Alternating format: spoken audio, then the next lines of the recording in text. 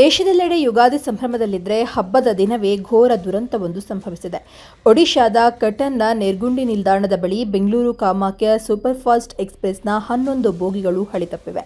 East coast railway ವ್ಯಾಪ್ತಿಯ ಕುರ್ದಾ ರಸ್ತೆ ವಿಭಾಗದ ಕಟಕ್ ನೆರ್ಗುಂಡಿ ರೈಲ್ವೆ ವಿಭಾಗದಲ್ಲಿ ಭಾನುವಾರ ಬೆಳಗ್ಗೆ 11:54ರ ಸುಮಾರಿಗೆ ಈ ಘಟನೆ ಸಂಭವಿಸಿದೆ ಅಂತ ಹೇಳಿ ವರದಿಯಾಗಿದೆ.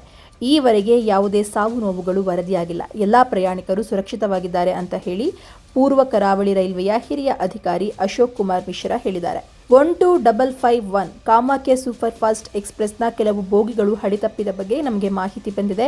ಪ್ರಸ್ತುತ 11 AC ಬೋಗಿಗಳು ಹಳಿ ತಪ್ಪಿರುವ ಮಾಹಿತಿ ಬಂದಿದೆ ಅಂತ ಹೇಳಿದ್ದಾರೆ. ಈ ಘಟನೆಯಲ್ಲಿ ಯಾವ ಪ್ರಯಾಣಿಕರಿಗೂ ಗಾಯಗಳಾಗಿಲ್ಲ. ಎಲ್ಲ ಪ್ರಯಾಣಿಕರು ಸುರಕ್ಷಿತವಾಗಿದ್ದಾರೆ. ಸ್ಥಳಕ್ಕೆ ಅಪಘಾತ ಪರಿಹಾರ ರೈಲು ತುರ್ತು ವೈದ್ಯಕೀಯ ಉಪಕರಣಗಳನ್ನು ರವಾನಿಸಲಾಗಿದೆ. ಅಧಿಕಾರಿಗಳು ಶೀಘ್ರದಲ್ಲೇ ಘಟನಾ ಸ್ಥಳ ತಲುಪಲಿದ್ದಾರೆ. ವಿಚಾರಣೆಯ ನಂತರ ಹಳಿ ತಪ್ಪಿದ ಕಾರಣವನ್ನು ನಾವು ಪತ್ತೆ ಹಚ್ಚುತ್ತೇವೆ. ಇದೇ ಮಾರ್ಗದಲ್ಲಿ ಕಾಯ್ತಾ ಇರುವ ರೈಲುಗಳನ್ನು ಬೇರೆಡೆಗೆ ಮಾರ್ಗ ಬದಲಿಸೋದು ಹಾಗೆ ಮತ್ತೆ ರೈಲುಗಳ ಸಂಚಾರಕ್ಕೆ ವ್ಯವಸ್ಥೆ ಮಾಡುವುದು ನಮ್ಮ ಮೊದಲ ಆದ್ಯತೆ ಅಂತ ಹೇಳಿದ್ದಾರೆ.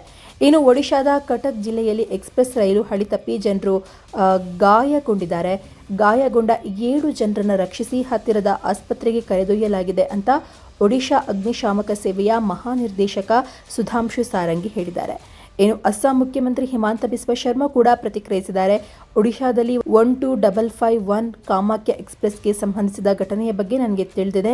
ಒಡಿಶಾ ಸರ್ಕಾರ ಮತ್ತು ರೈಲ್ವೆಯೊಂದಿಗೆ ಸಂಪರ್ಕದಲ್ಲಿದ್ದೇನೆ. ಘಟನೆ ಸಂಬಂಧ ಪ್ರತಿಯೊಬ್ಬ ವ್ಯಕ್ತಿಯನ್ನು ನಾವು ಸಂಪರ್ಕಿಸ್ತಾ ಇದ್ದೇವೆ ಅಂತ ಹೇಳಿದ್ದಾರೆ.